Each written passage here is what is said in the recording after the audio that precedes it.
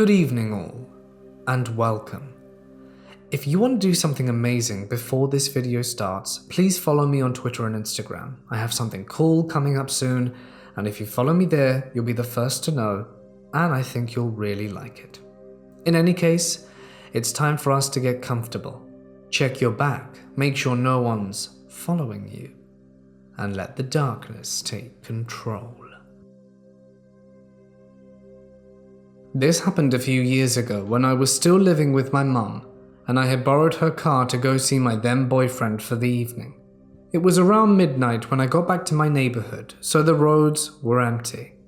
And that's when I noticed this dirty, run-down, rusted white utility van that a maintenance guy would drive, following me. I never even saw the driver's face, but I got this immediate sinking feeling in my stomach because something felt wrong about this van. Now, I was only 20 at the time, but I knew better than to just drive straight to my house and letting this person know exactly where I lived, no matter how desperately I wanted to just go home and ignore it. But I also wasn't 100% sure they actually were following me yet. I didn't want to jump to conclusions just because it was late and I was alone and paranoid. So I drove to a shopping complex a few minutes out the way that's well lit and has a public library to see if I was followed there. I thought I lost the van, but decided to wait in the parking lot a few minutes, because I had a bad feeling I couldn't shake. Sure enough, the van showed up and was driving in random circles around the parking lot, looking for me. This scared me quite a bit, so I drove towards the big mall that's always got security police presence. Because it was the midway point between where I was and where I lived, I parked in a pretty well-lit, although empty 24-hour McDonald's parking lot, where I had a great view of the roads and the mall. But I wasn't super easy to spot, and waited to see if the van showed up looking for me. It did, and of course, this would be the only time the security and the cops are nowhere to be found, which is half the reason I decided to head there in the first place. Realizing whoever was driving this van was 100% actively following me in the middle of the night, I knew just driving home was not an option, and that's a terrifying realization. Luckily, the police station is just a few minutes away from where I was, so I try and discreetly drive away, hoping the van hadn't noticed me yet. I wasn't that lucky, because it wasn't before long that it was in my rearview mirror once more. At this point, I'm panicking pretty hard and my anxiety is high. I finally pulled into the police station parking lot, and seconds later the van came to a stop in the middle of the road for no more than a few seconds. I'm guessing just long enough for them to realize where I'd led them, and took off really fast immediately. I did make it home safe and without seeing the van again, not long after, but this whole ordeal took less than an hour of my night up. It was after 1 a.m. by the time I made it home, and I was terrified the entire time. I don't know what this guy's specific intention was, but honestly I don't need to know. I know it was nothing good and I likely avoided a very bad situation. If you think someone is following you, it's not stupid or paranoid to make sure you aren't right. Who knows what might have happened if I'd have led him to my house, or gotten out of the car. About 4 years ago, I was a line cook at a restaurant that was located in a hotel. I worked at this restaurant for nearly 2 years with no problem, walking the half-mile or so distance it took me to reach the bus I took to get home from my job. This restaurant had a partnership with the hotel for late-night room service. So, pretty much every night after closing the restaurant, 1, sometimes 2 line cooks would stay until 3 a.m. preparing simple things like salads, sandwiches, and wraps that would be taken to rooms via hotel employees. Now, me being a recent college graduate in my early 20s would always volunteer for the extra hours. Student loans and rent cost a lot. As I said prior, I had worked this job for a decent amount of time with no problems, except for one rainy night I'll never forget. As I left work at 3 in the morning, I realized I messed up when I forgot an umbrella that day. I now had to make my normal walk under decent rainfall, and after lighting a cigarette and putting in my headphones, I was ready to make my unfortunate journey. I started on my normal routine walking back, cutting through the alleyways I had memorized as my shortcuts through the city. About halfway through my walk, a car started following me with the passenger window down. Aware of my surroundings, I had recognized this, but decided to mind my own business and keep my head down and carry on walking. Growing up in a rough neighborhood taught me better than to put my nose where it doesn't belong. Unfortunately, that wasn't enough. Over the music coming from my headphones, I could hear shouting from the car. I turned to face the car driver but didn't stop walking. He looked at me, a white man in his late 30s or early 40s, with a bandana and sunglasses on. I remember thinking it was odd. He was driving with sunglasses so late at night. "Hey man, where you heading?" I could hear him say. At this point, I took out one earbud and replied, "What's it to you?" To which he answered, "Figured I'd ask. You look like you need a ride to get out the rain." I told the guy I'm all set, and that I was almost at my destination. Now keep in mind, I'm still walking and he's driving slowly next to me, on this side of the street at 3 a.m. "No problem. Do you want to smoke some weed?" At this point, I was annoyed with the guy. I had just gotten done working 13 hours in a kitchen, and all I wanted to do was to listen to some music before bed and unwind. "Nah man, I don't," even though I did. I replied in a stern and obviously annoyed tone. He just looked at me, almost like he knew I was lying. "Have a good night," I said, before replacing my earphone back into my ear and taking the right up a one-way street, losing him in the process. I arrived to my bus stop safely, and with about 10 minutes to spare. I was the only one there, beside one homeless man sleeping on a bench some ways up, and after 3 minutes the car pulls up to the side of the curb, directly in the bus lane. This time I'm facing him. He rolls down the window. "You're heading the south side, huh?" "How do you know?" He points above me. I look up on the digital board and it says the next bus destination and time. "You want a lift? I'm heading that way." At this point I was all set and the hood came out of me. "Hey man, I don't know who you are. I don't want to ride, so just piss off," I said angrily. He stared at me again, but this time I stared back. We locked eyes for a good 20 seconds before the bus approached behind, honking loudly. The guy checked his rearview mirror, rolled up the window and sped off. On the way home, I remember looking back behind me and my surroundings to make sure this creep didn't try and follow me home. Luckily, he didn't, and when I got off the bus, I was in my apartment, safe within 5 minutes. Fast forward a week. One of my buddies who I worked with asked me if I heard about the body that the cops found in a dumpster behind a grocery store, less than 5 minutes from the hotel. I replied, "No." He told me it was the body of a girl that was found strangled to death, and the cops are on the lookout for a killer still at large. The cops have no evidence, and were asking for people to come forward with additional information. I hadn't told my buddy or anyone beside my girlfriend at the time what happened that night. When I told him my story, he insisted I call the cops and tell them what happened. I told him I would, but never did. Called me old school, but like I said earlier, I learned growing up to mind my own business and avoid trouble, and trouble won't find me. So that's what I did. To this day, I haven't heard anything more about the case. I wonder if it was the same guy. I think about how weird it was for him to approach me the way he did, at such an odd hour of the day. The sunglasses, following me to the bus stop. That stuff doesn't normally happen, right? After that experience, I started walking home with my paring knife in my pocket, and walked with only one earphone in the whole time, so that I could better hear my surroundings. I also stopped volunteering for the overnight shift. Whoever killed that girl, I hope they get caught or has a change of heart. It's crazy how fragile life is. I was 19 years old. I was in Paris, as I had been many times before. However, this time I was not alone, but with one female friend of mine. She'd been asking me often to join me on my weekend trips because she wanted to share my exciting lifestyle. She listened to my stories of models and movie stars hanging out at my favorite Parisian club and wanted to join in on the fun. So we decided to take this trip together. We booked a train ticket and a room in a cozy hotel near Châtelet, and we went.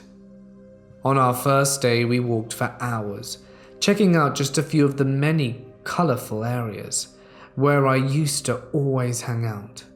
Late in the afternoon, we decided to go back to the hotel, have something to eat, and then prepare ourselves to go clubbing. While doing so, though, my friend started to feel sick. Maybe she ate something that her stomach disagreed with. But let's just say that the bathroom became her best friend. And so I suggested we stay in the hotel, watch a movie or something, and head back out the day after. My friend, though, feeling guilty for holding me back, insisted I would go to the club on my own. I was used to walking around my favorite city alone, but I did not feel comfortable leaving her by herself. She kept assuring me she'd be fine, so I got myself ready for a night out and went. As I got to the club, there was a huge crowd standing in line, waiting to be chosen by this female bouncer. It looked like she was checking people out from a distance to decide whether they were worthy of getting in. When I got there, a limousine pulled up and the crowd was ordered to move for the special guest. No waiting in line for him. I was all the way in the back of the line, but since I'm very tall and back then had a model look, the bouncer looked me up, pointed at me and asked if I was alone. As soon as I told her, she gestured for me to come in. And so I walked through the crowd of about 100 people to the front door of the club, feeling quite special for having been selected. I had an amazing time. I danced all night with people I'd never met before, yet we were like one big dance crew. It felt great. Good music, good dancers, and I had the time of my life, which for me only takes those two ingredients. About 4 a.m, I felt it was time to go back to the hotel. I had an active day ahead of me, so I needed at least a few hours of sleep, and I left. I felt very at home in this big city, and I decided to walk back to the hotel.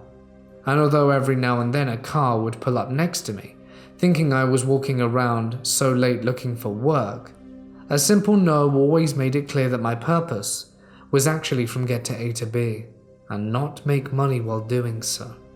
I felt totally safe as I continued my little stroll in the early morning, gradually approaching the hotel. I wanted to cross the road to make sure I could do that safely, even though there was no traffic as the city was asleep at this time. I looked left and right, and then saw him, a young man on a sports bike on the sidewalk about 30 meters behind me. As soon as he saw that I had noticed him, he sped up and started riding his bike next to me. I crossed the road and he followed, asking for a cigarette. I told him I don't smoke, but considering the fact that I was female and all by myself, I decided not to be kind to him. In this situation, it might easily be misunderstood.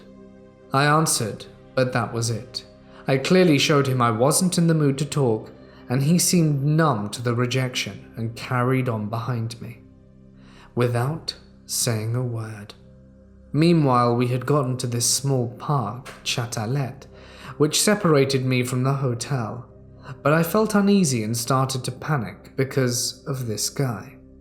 It was in the early morning, but every few minutes you could hear a car in the distance and no one else to be seen in the streets. God help me, I'm in trouble, I thought. And this is what makes the story unbelievable. Out of nowhere came a car from the left, stopped, honked his horn and waved at me.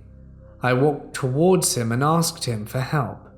When I looked back at the guy on the bike, I noticed that the 2 other guys had joined him. They must have been walking behind me.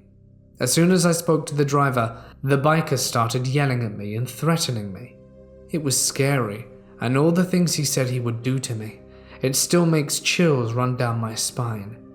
The guy in the car, a total stranger, told me that he was willing to help me take me back to my hotel, however risky that was. Refusing his offer meant that I would be alone again and then definitely in danger. So I jumped in. When he started driving, I was still in shock, but every time he turned into a street that would just seem to go in the other direction, I panicked. He assured me that if I felt unsafe, I could just get out, and that there are many one-way streets in Paris, and there was simply no other way to get to where I wanted to go. I trusted him, and he did as he said and drove me to the front door of my hotel and left.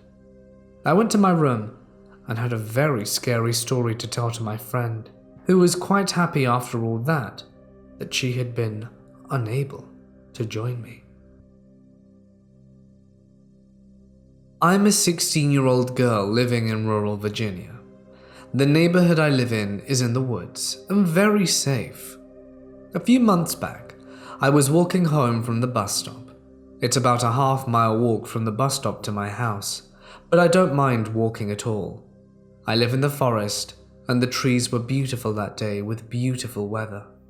Field hockey practice was cancelled also, so it made walking home that much sweeter. Well, with us living out in the forest a ways away from anything urban or suburban for that matter, our little community is constantly expanding and in turn seeing new houses being built. I lived on a dead-end road with my house at the bottom of a hill, so our house is pretty shielded by the slope and surrounding trees. Just a few days before this creepy encounter, a construction company had begun to clear a lot on the other side of the road further down. At this time, they had orange tape bordering the lot, so no extensive clearing had been started yet. But as I walked home and started to walk down the road leading up to my house, I saw a tan truck pull up on the side of the road. Even months later, I can vividly recall that it had extremely tinted windows. You couldn't even see into the vehicle, let alone the driver. At first, I didn't think much of it, but once I got within 20-ish feet of it, the truck turned on its headlights and began to back up as I got closer. I am naturally a jumpy, paranoid person, so I immediately walked off the road and was onto a lawn, trying to put distance between the truck and myself. At first, I thought it was merely a coincidence that the truck just happened to back up as I got closer, but the moment I began to walk past it, the driver started to back up at an angle, positioning the rear end of the truck right in my path, putting the truck at an angle that effectively blocked the entire road. Now I began to panic a little. I quickened my pace and walked into my neighbor's yard, walking from that yard to the next. Once I had sidestepped the truck, it had stopped altogether, just sitting there in the middle of the road with its headlights on. At that moment, I knew the truck was indeed following me. I couldn't show the driver which house was mine, and still staring at the tanned truck, I walked from yard to yard, passing over driveways but never going onto the road. I walked past my house once, but made sure that I didn't look at it or give any indication that it was mine. After what seemed like minutes, the truck began to drive away, but very, very slowly. Once it drove up the street nearby, a few hundred feet or so, it stopped again to, I assume, see if I'd go into a house. I didn't. I stood there beside a trash can and stared at it, and after a minute or two, the truck finally drove off. I realized looking back that it could have just been someone looking at the lot undergoing construction, but it doesn't shake the uneasy feeling. I can't forget how utterly tinted those windows were, and how it literally followed me. I regret not getting the license plate, especially since I had a huge opportunity to, but at the moment, the thought didn't cross my mind. All I cared about was getting away from the truck and protecting my house. I also learnt that safety is indeed in numbers. At the time of this encounter, I was taking the less traveled route because there were less kids. The scenery was beautiful, it was quiet, and less cars traveled that route. Now when I walk home, I walk with the rest of the kids, and always keep an eye out for that truck. To the person in the tan truck, let's never meet. I was walking home from work late one night. I had volunteered to print out some flyers and put them on everyone's desk, as well as some other menial office tasks, as I really needed the money. It must have been close to 10 at this point, and I was just putting everything in my backpack and preparing to leave the door. For context, I'm a guy in my mid-30s and know the city I live in very well. It was a 10-minute walk to my bus stop and then a short bus ride back to my apartment. It's a route I always take, not always this late, but it's very familiar to me. As I'm making my way to the bus stop, I look behind me because I heard someone running.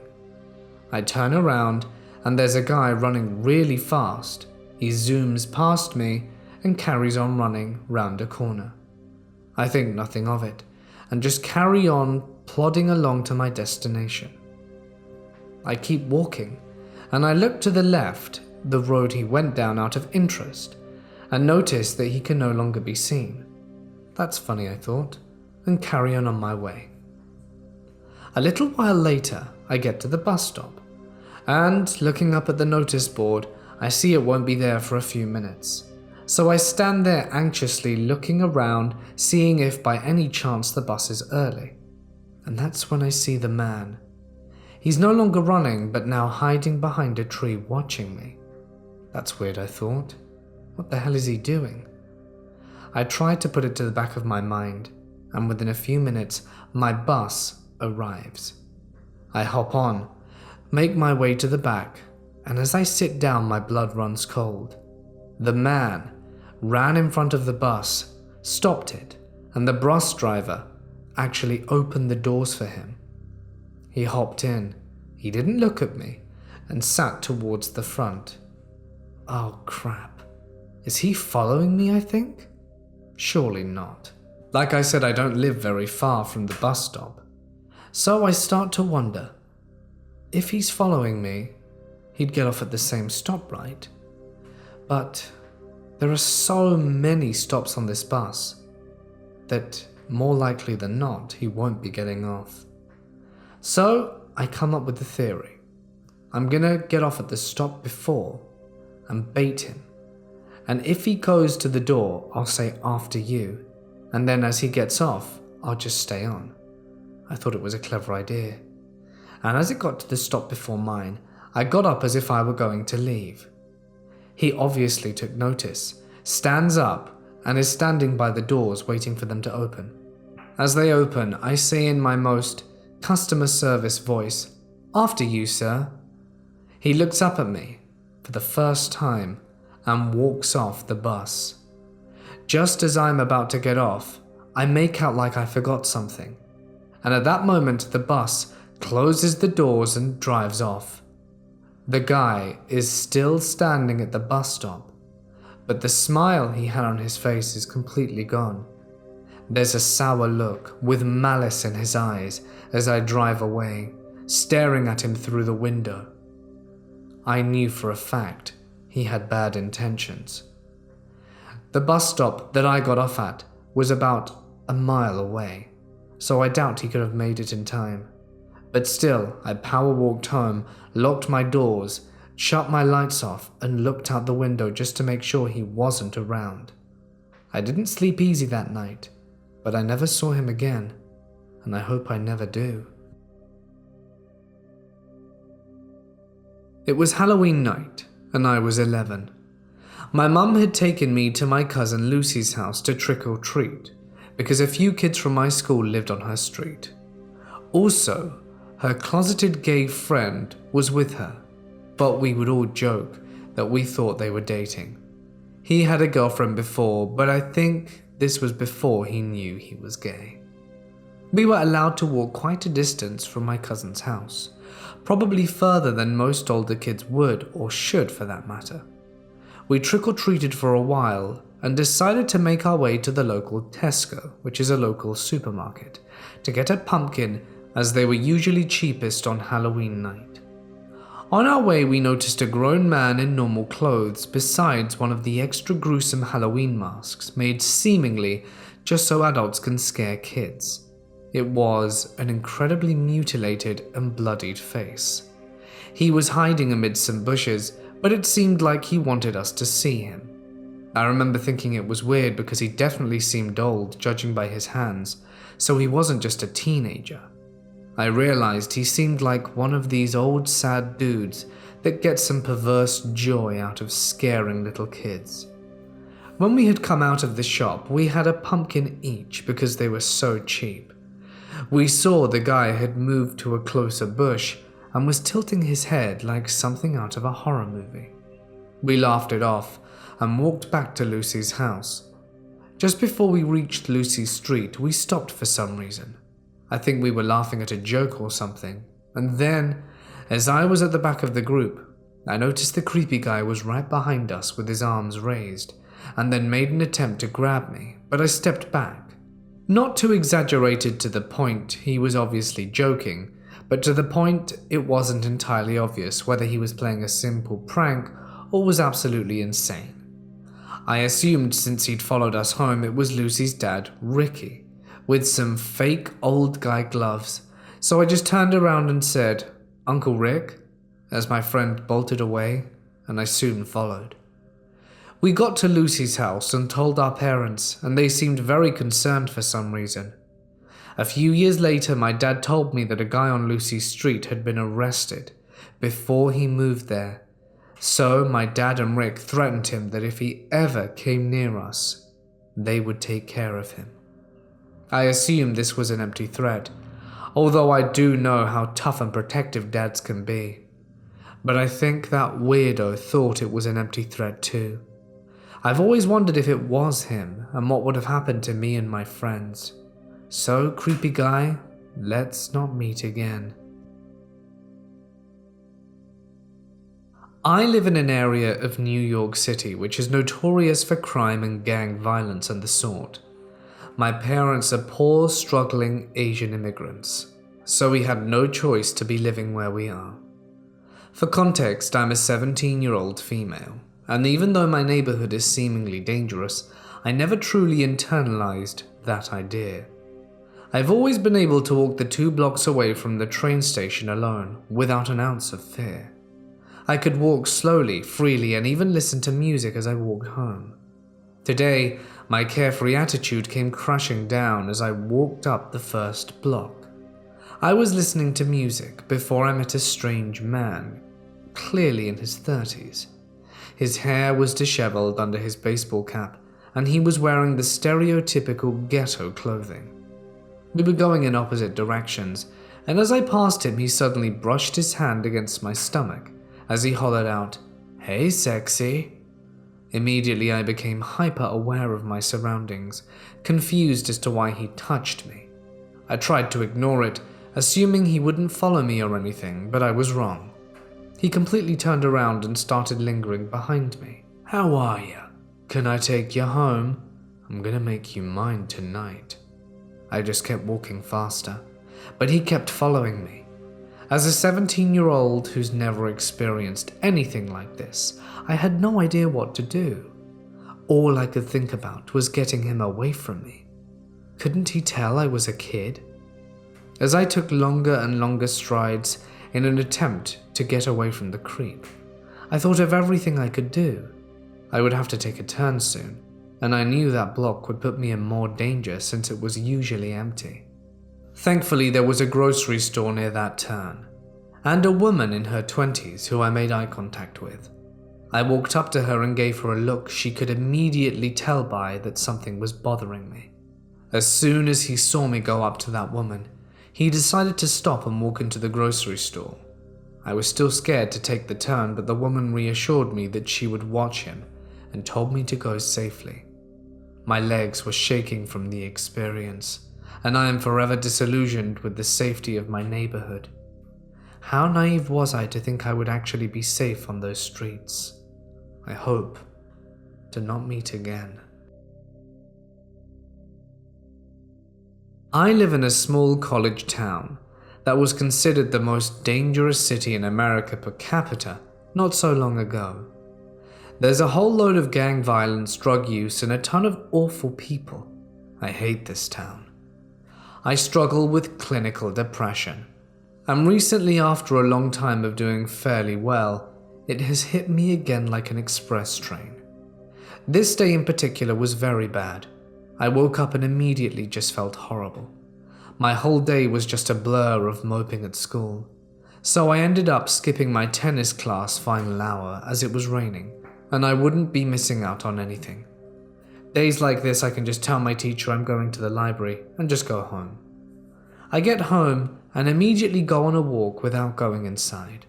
Going on walks and working out often makes me feel a lot better on days like this. I live about a mile from the college campus, so typically it's pretty safe. There's always police patrolling, and there are places where you can press a button in case of emergency everywhere on campus.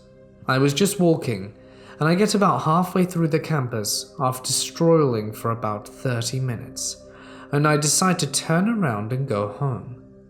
I opt to take a different path home and walk down the street where the off-campus apartments and frats are.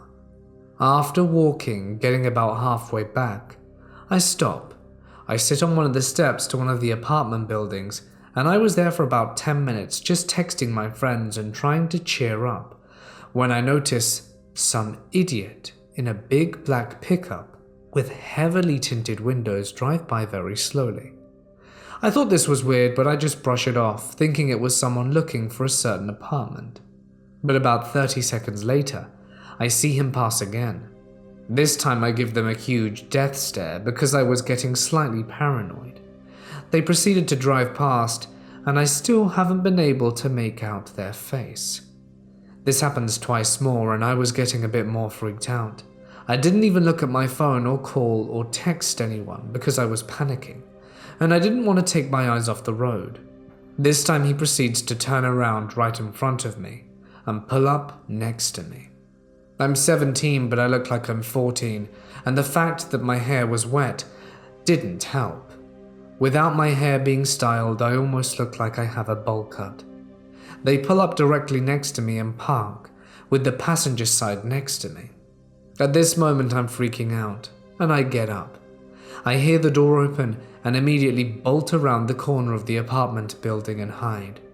I sit behind a small bush next to the door of a neighboring apartment where I wouldn't be seen. I immediately proceed to call my girlfriend, to no answer. I call my best friend, no answer. And I call my other close friend I met through my girlfriend, and he picks up, which I was surprised about since he hardly ever answers.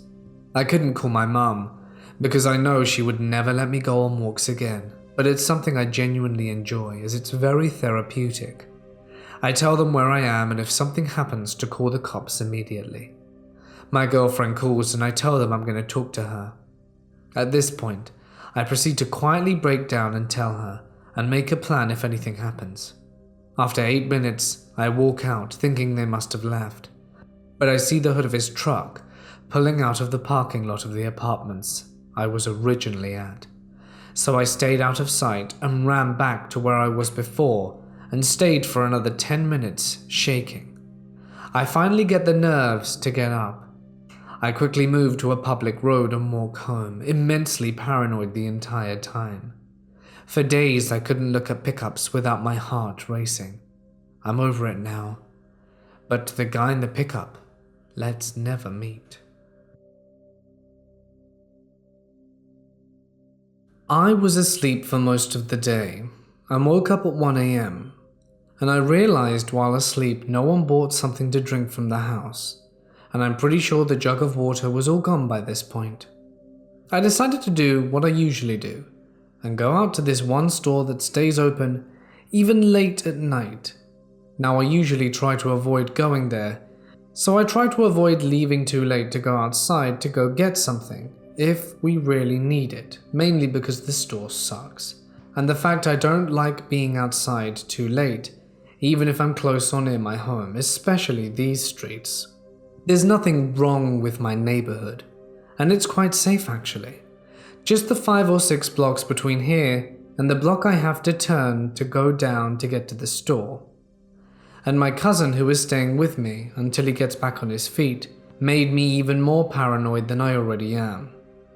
He started talking about this woman going missing in our city and all this stuff, and that he actually saw a missing poster recently around here, which is rare to see as this neighborhood is quite safe.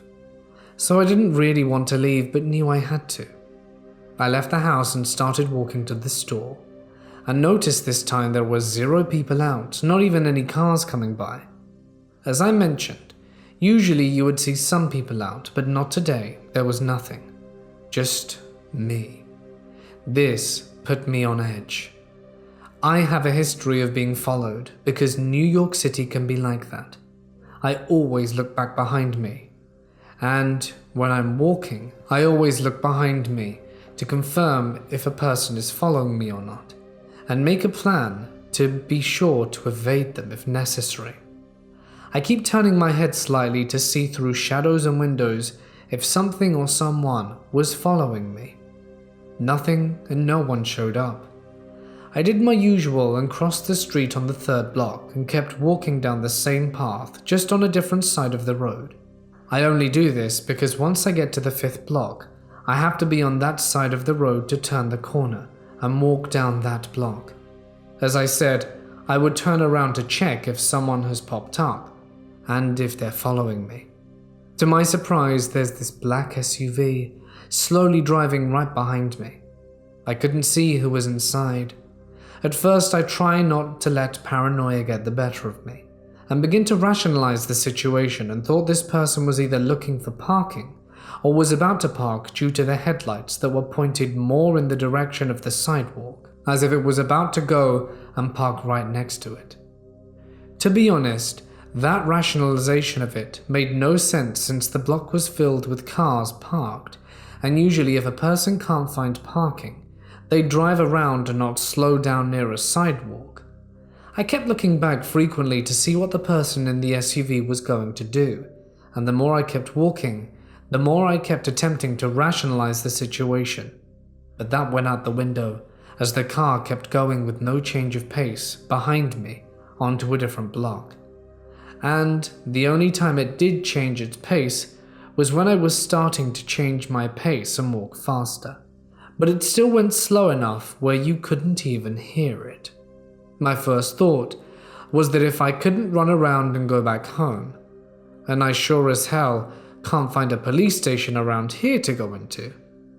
If I'm being followed, obviously I should text someone and call them to talk to me just in case something happens.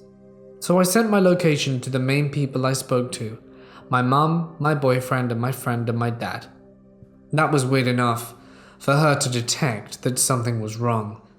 I kept looking behind me, and I guess I looked back enough where whoever was in the SUV noticed that I noticed them, and that's when they decided to speed up and go park at the beginning of the next block. The block I was literally about to cross the street into. They didn't even park fully into the block. There wasn't even enough space on that road.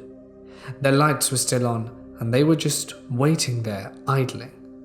I stopped where I was and kept talking to my mum. Hell, I wasn't even really talking at this point.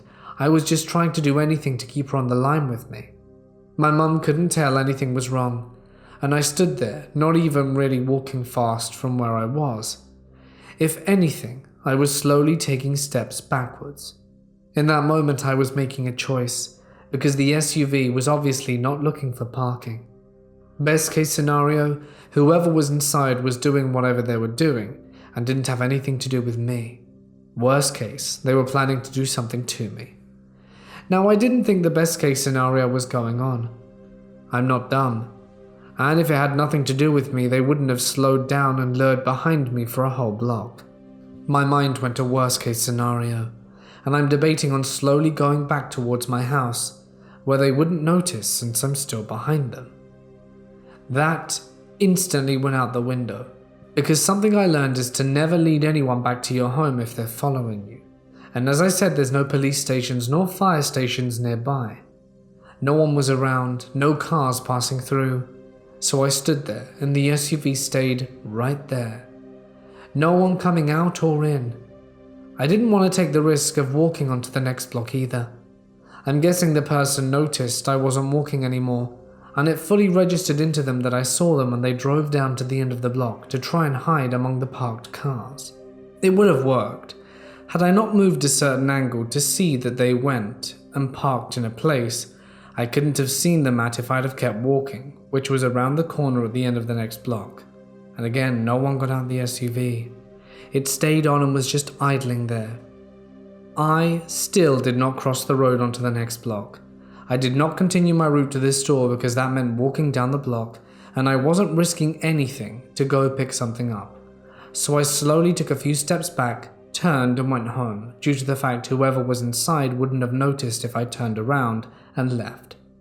I sprinted fast back to my house, kept looking behind me to see if the SUV had turned back around or noticed. Gladly, I made it back home and no one followed me. But I was shaken up and refused to test my luck to go out and buy stuff for the house, even if the SUV was long gone. I'd rather wait till morning so that I could see. Looking back, the SUV literally popped up out of nowhere.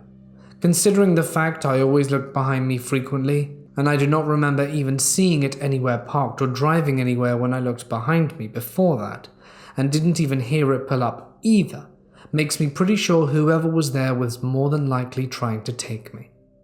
I was actually planning on stopping looking behind me, as I saw no one prior, and I was going to walk and simultaneously watch a YouTube video.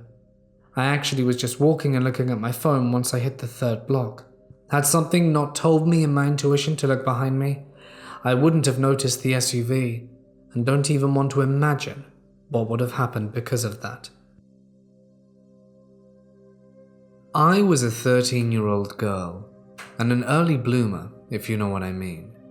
And I'm pretty tall for my age, so I looked older than I really was. Normally at the bus stop, when it was nice out, I would go to pick up my little brother from school, since I got out of school before he did, and it's about 20 houses down. I would always take my dog Caesar with me because he loved the attention and a good walk. I wouldn't say we lived in a good area, but by no means it's horrible trash. Across the street from our bus stop is a blue house that had been listed on the sex offenders register.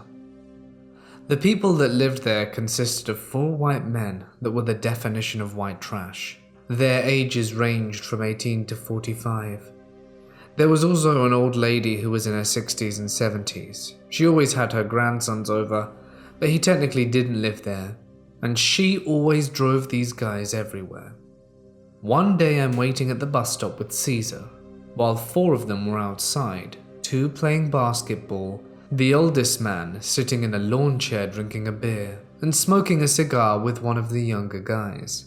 I was on my phone, and being the protective person I am, carried a small weapon in my back pocket. This older man sets his beer down and puts out his cigar. He walks across the street to come close to me, and I discreetly backed up a little. I just thought he was waiting for the kid that visited the old lady every week. I think he is her grandson, but I really don't know. He comes closer to me and asks to pet my dog. At this point, my dog is starting to growl. I say sure because I was very awkward at this age and try to get my dog to sit, but my dog is full on barking at this guy and won't stop. After a few minutes, I say sorry he won't calm down, maybe later, and he looks at me for the first time because he'd only been looking behind me the whole time. He smiles, and it was so creepy it sent chills down my spine. When I think about it now, he says it's alright, maybe next time you're here. He winks, walks away, and keeps clenching his fists so hard his knuckles turn white. After he walks away, Caesar calms down a little and he starts sniffing behind me. There are 2 huge trees and another row of houses behind me. He keeps pulling, so he sees a squirrel, which he only growls at, and then he starts barking at the tree. I walk him over to the actual bus stop, which is at the corner, and he finally calms down. A few minutes later, I hear footsteps behind me, and I turn around and see the guy run out from behind one of the 2 big trees, and I immediately recognize him as the 4th guy from the house. Sadly, on November 7th, 2017, Caesar passed away at age 5 due to a cancerous tumor that spread to his lungs. I don't know what would have happened if my dog wasn't there to save me, but I'd rather not meet those creepy guys from across the street from my bus stop again. Hey guys, it's Mort here, and thank you so much for listening. Being followed home is a scary thing indeed.